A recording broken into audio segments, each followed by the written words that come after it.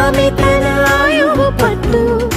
ఏకమైంది దాంపత్యము 7 అడుగులు వేస్తూ.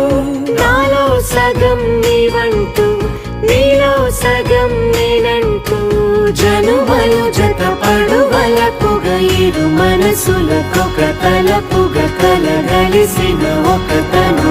శతమానం భవతి